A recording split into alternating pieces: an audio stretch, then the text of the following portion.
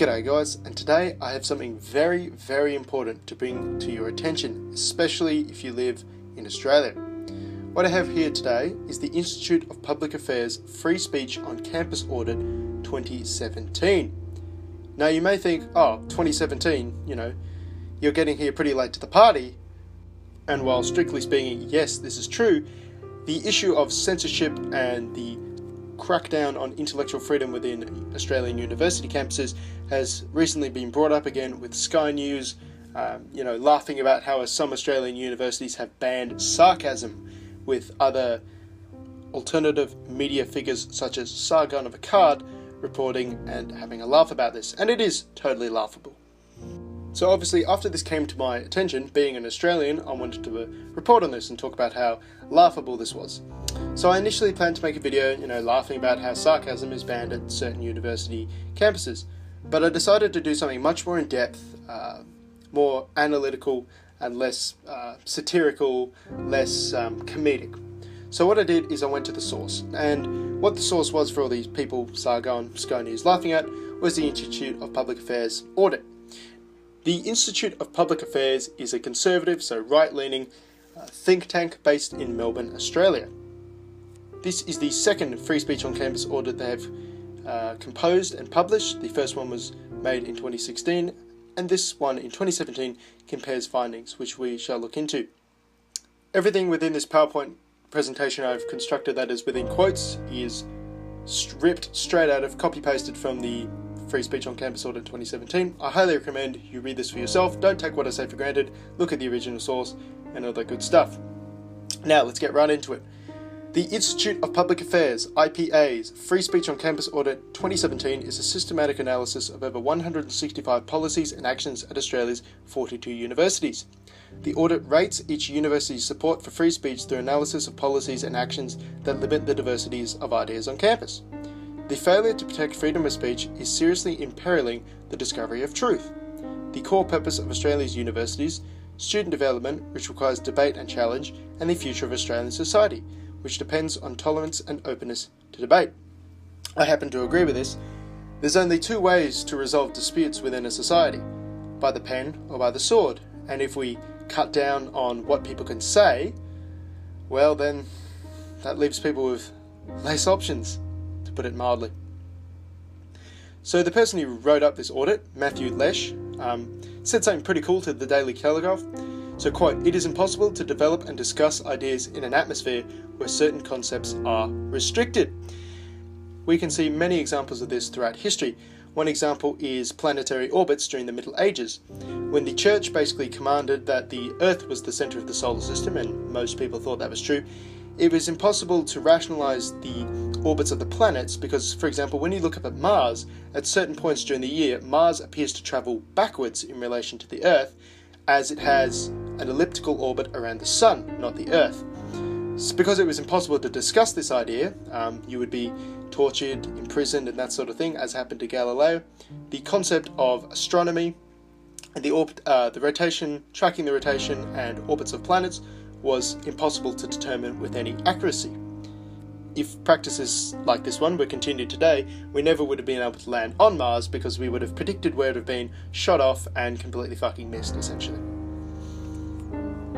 In Australia, the state of free speech on campus is in peril. Protests against speakers and certain ideas have turned violent. Venues have been cancelled for events, and students forced to pay excessive security fees. Trigger warnings have also been formally introduced. Meanwhile, university guidelines are restricting the way students can express ideas. The Australian columnist Janet Albrechtsen asked the University of Sydney, Melbourne, Monash, UNSW, Queensland University of Technology, and the Australian National University, many of these are in Australia's top-ranked universities, whether they supported a letter from the University of Chicago to new students which encouraged them to, quote, "speak, listen, write, challenge, and learn without fear of censorship." Albrechtsen found that no Australian university was willing to endorse the letter. This is rather telling. So let us have a look at some of the examples of hostility to freedom that have been mentioned above. So here we have, as compiled by the audit, the 5 worst actions of 2017. I'll read out a few. The University of Sydney Student Union attempted to block the screening of a film, The Red Pill, because it was claimed the mere showing of a video could physically threaten women on campus. A James Cook University academic is facing serious misconduct allegations following comments on the Great Barrier Reef's health. Now, we don't know whether this is true or false, whether he said it's really healthy when it's really not, or vice versa, but it doesn't really matter. He's being punished for speaking his truth. The University of Sydney has required conservative students to pay costly security fees for which are not charged for the activities of other student groups.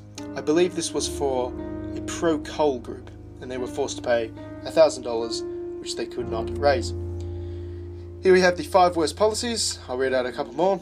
The University of Queensland Discrimination and Harassment Policy, Western Sydney's University's Bullying Prevention Guidelines, and Charles Sturt University's Anti-Racism Policy forbid sarcasm. So yes, it's not hysteria, it's not drummed up right-wing haranguing. 3 universities within Australia have banned sarcasm.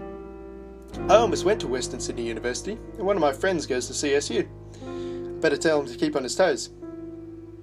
Monash University's social media policy forbids students in activities both related to the university and personal usage from making comments that might be constructed to be offensive.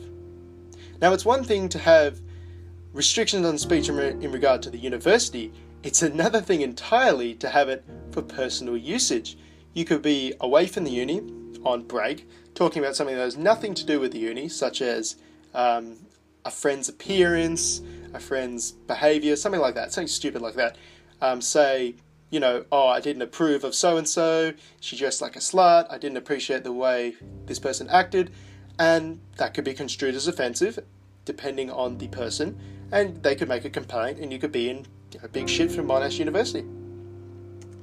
So there you have it, a few examples of the extreme lefty, authoritarian, bigoted manner of the universities with regards to intellectual freedom, or at least freedom of speech. We shall now begin discussing the university's responsibility to society and the government, and essentially why they shouldn't and why they technically can't do what they do. So you notice there's not many quotes here. I've sort of read into the audit and then extrapolated my own little proof here. So most, 40 out of 42, Australian universities are public institutions funded by the government through loans, grants, etc., etc. Therefore, universities, in order to be considered, quote, just, should have some responsibility to the taxpayers who fund them. I put the word just in quotes because I don't believe universities which are funded through the initiation of force, taxation and such and so forth, can be just, but for the limitations of this argument, we're going to construe the sort of normie approach that taxation is good, but it should provide some kind of value.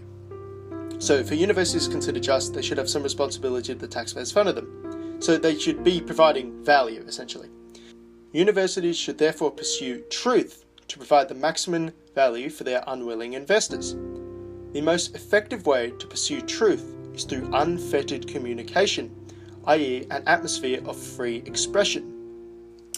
If you want to think about whether this last statement is true, consider a conversation where you are speaking to someone who always lies and you want to determine the truth of a statement.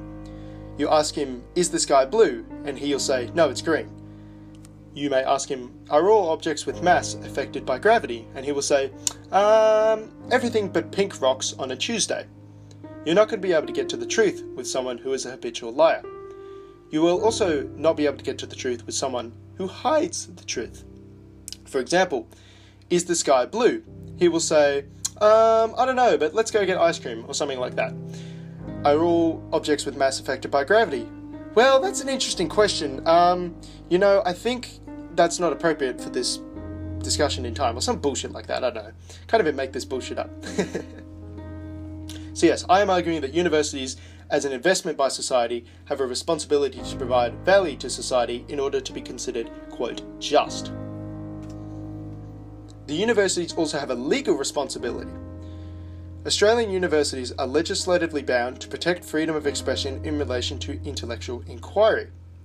The Higher Education Support Act 2003 requires that, as a condition of receiving federal funding, quote, a higher education provider must have a policy that upholds free intellectual inquiry in relation to learning, teaching and research.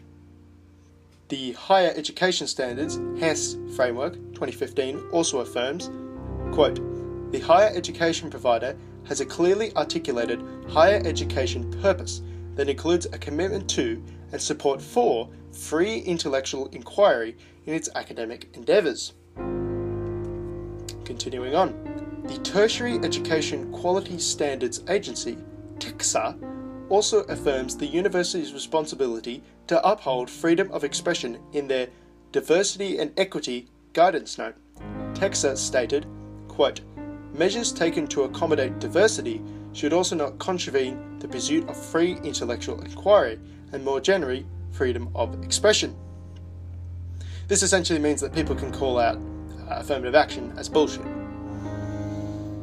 Currently, only 8 of Australia's 42 universities have an explicit policy that protects intellectual freedom as mandated by the Higher Education Support Act 2003. This basically means that most Australian universities should not be able to receive federal funding, and yet they do. Again, this is very telling from the government. It should be noted, however, that these policies vary in scope. Quote, "The 8 universities which have policies that protect free intellectual inquiry are Curtin University, Deakin University, the Uni of Melbourne, the Uni of Queensland, the University of New England, the University of Notre Dame, University of Sydney and the University of Tasmania." The University of Queensland and University of Tasmania policies are limited in scope and are only explicitly applicable to staff, potentially breaching the requirement that free intellectual inquiry be extended to learning as outlined in the Higher Education Support Act 2003. However, not all policies are created equal. Curtin University states, "The university will recognise and protect the right of all staff and students at the university to freely and honestly engage in critical inquiry, scholarly endeavour and public discourse, and to participate in public debate without censorship or fear of professional disadvantage or penalty." That's pretty explicit. That's pretty good. However, it gets even better. The Free Speech on Campus Audit 2017 draws particular attention to the University of Melbourne's Academic Freedom of Expression policy.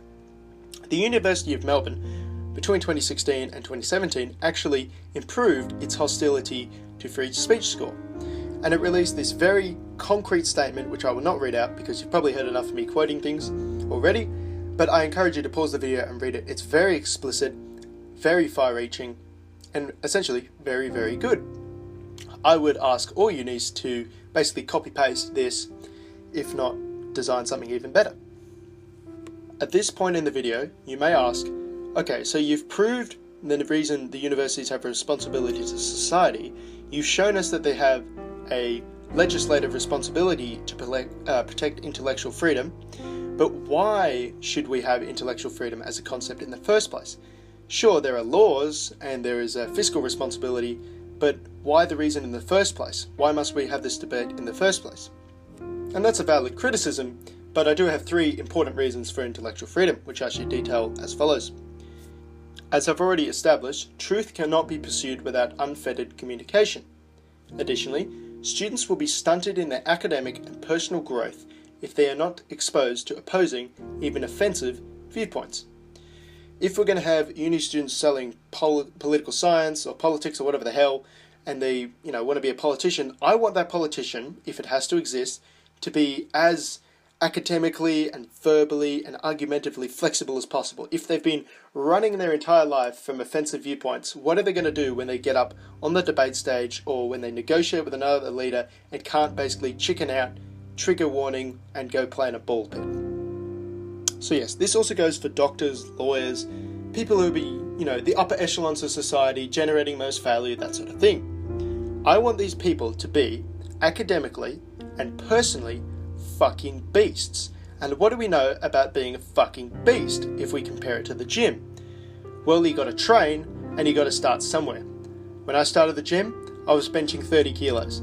Now I bench 125 kilos. I don't know what that is in pounds. I'm not an American.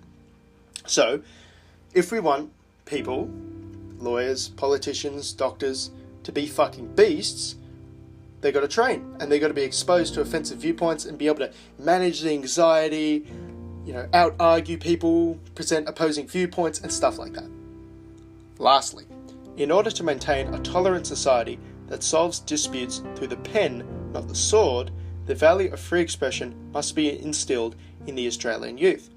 This touches on what I've said before. There's only two ways to solve disputes within a society: with violence or with words. I think we should teach people to use words, because using violence is not really practical for a long-term survival strategy in today's world, because we have nuclear weapons and can potentially destroy the entire planet.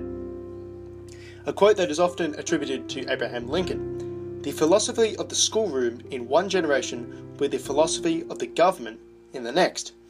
And when I look out at the government and I see a bunch of pussies, essentially, who want to censor everything and don't want to talk about important things such as immigration, such as cultural differences, such as guns, such as weed and liberty and stuff like that, and I look at the universities where they came from, I'm seeing a correlation here. I'm not saying it's causation. Correlation, of course, isn't causation, but I don't think that this should be dismissed out of hand.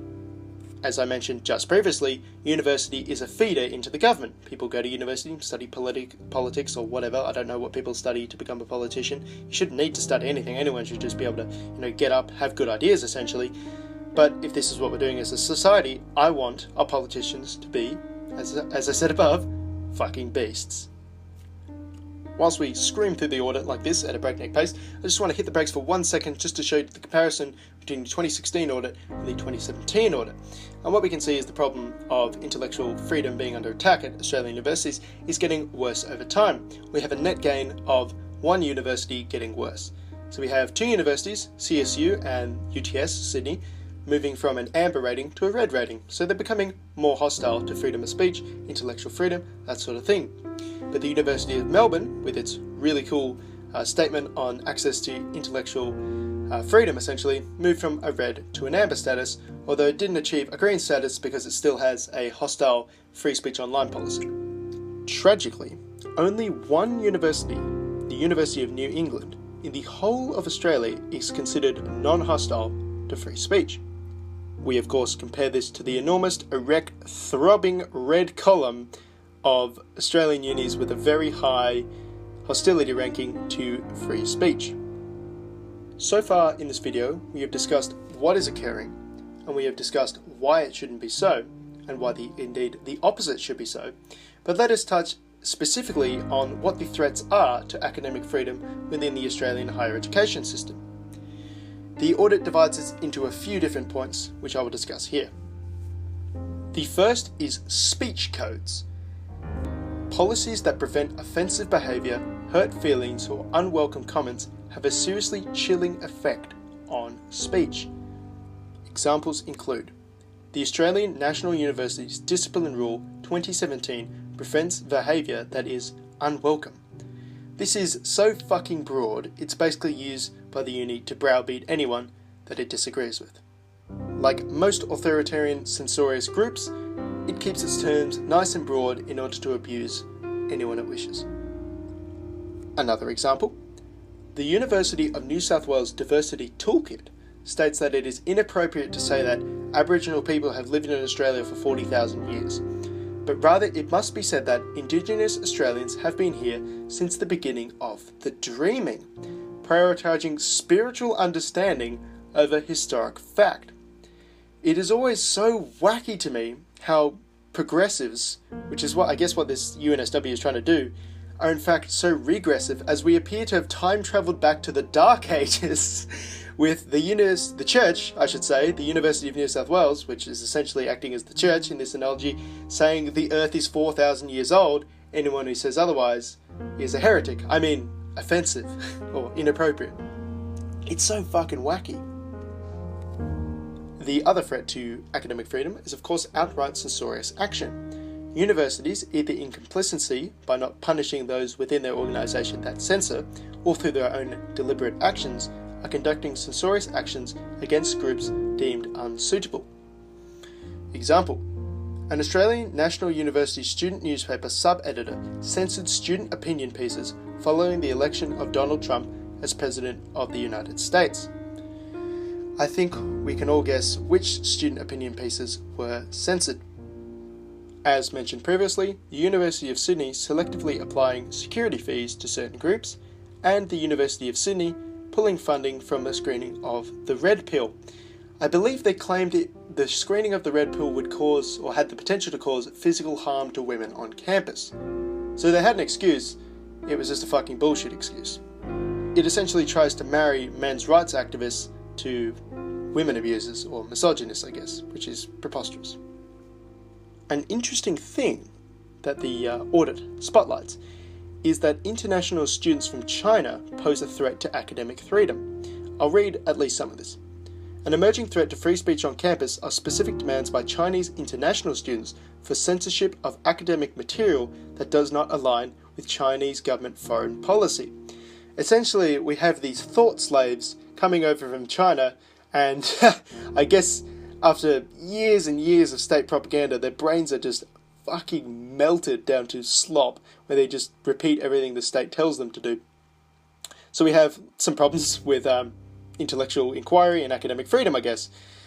At the University of Newcastle, a lecturer who listed Hong Kong and Taiwan as separate territories faced social media condemnation, even Chinese consulate pressure. In other instances, unis have not stood up to the pressure. The University of Sydney apologised after a lecturer used a map that displayed disputed territories as part of India and Bhutan rather than within China's borders. Monash University withdrew a textbook that included a quiz that offended a Chinese student, and the academic was temporarily suspended and left the uni. The audit concludes, it is important in the face of financial pressure and substantial revenue from international students, a reminder that international students pay a lot more than domestic students as they do not receive state subsidies. It is important that Australian universities maintain their positions as institutions of free intellectual inquiry, rather than prostituting them out to Chinese state propaganda, essentially. So far through this video, it's been pretty doom and gloom. We've had a few laughs along the way, laughing at ridiculous shit, but essentially it's been, here's what's happening, it shouldn't be happening, it's pretty bad, it needs to stop. So thanks for all for sticking along through the rough part, but here we get to a more upward trajectory. We're going to discuss what unis can do to secure intellectual freedom. These are the recommendations from the audit. Recommendation 1. Abolish speech codes by reforming existing university policies. Of course, if we need freedom of speech, we can't have speech codes dictating what to say. Recommendation 2. Introduce a policy that protects intellectual freedom as mandated by the Higher Education Support Act 2003. Most Australian unis should not be eligible for state funding, yet they are. The government should put its foot down and say, hey, we're cutting your funding unless you introduce a policy that protects intellectual freedom. It is ridiculous that this has to be suggested as a recommendation. Recommendation 3.